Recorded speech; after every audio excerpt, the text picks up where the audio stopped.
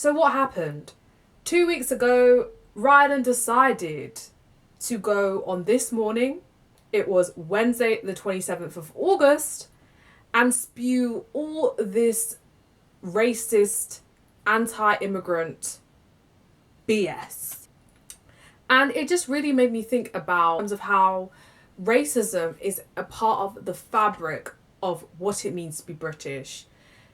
You can't have the UK without racism. They literally go hand in hand. People don't want to hear this, and I think it's interesting. I'm going to insert a clip here if you don't know what Rylan said, okay? There are currently, according to Reform, 1 million people who are in this country who don't have a legitimate right to be here. And look, that's a major worry. I've got to be honest, that is a major worry. Now, taking politics out of this, let's just look at the country, Tim. Yeah.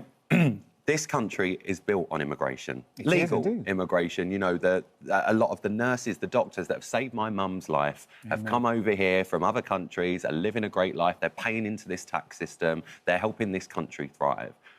I find it absolutely insane that all these people, one, are risking their lives coming across the channel like that they are. But two, when they get here, it does seem, and I think this is why a lot of Labour voters as well are now sitting there going, there's something wrong here.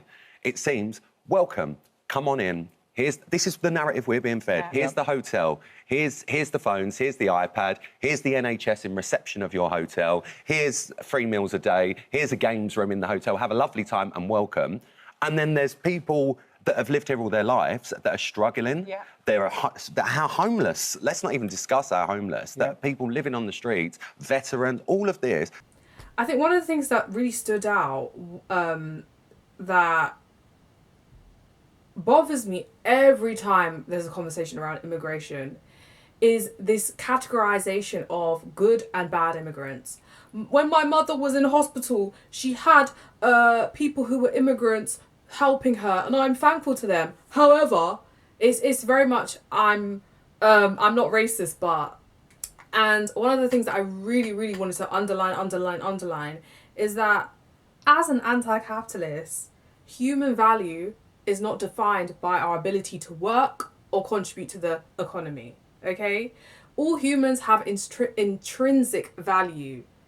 Growing up in the UK, where they try to push this meritocracy myth, and a lot of things are determined by what sort of school you go to, who you know, and that type of like social capital, right?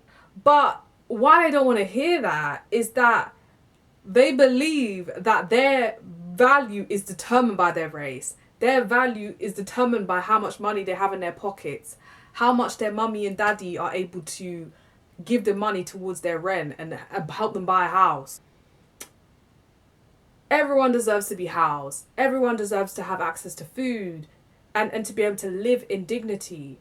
This whole focus on they got 3 course... I swear Rylan was saying something like, oh, they've got 3-course meals. And so, Rylan, you're saying the quiet part out loud, because what I'm hearing is that you want them to struggle. And then even how you're bringing in British working class people who are unhoused, who are still on the street because people don't care about them either.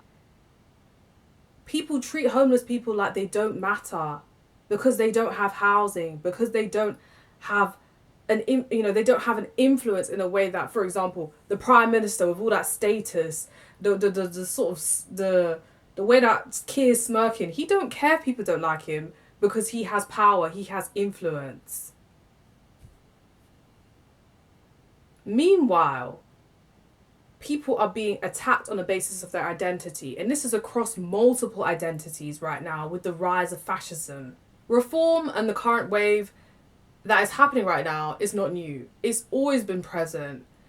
And the reality is that when you are an immigrant in this country, you're aware that people do not care about racism. They do not care about the discrimination we face. And I just kind of wanted to use Rylan as a vessel to have this wider conversation. Because whether it's the skinheads, you know, the BNP, UKIP, Reform, whether it's Labour, whether it's the Conservative MPs, attacking us has always been a norm. It's always been something that is there. Oh my gosh. But this video, that's what I want to discuss today. Rylan's audacity and the UK's long hatred of immigrants.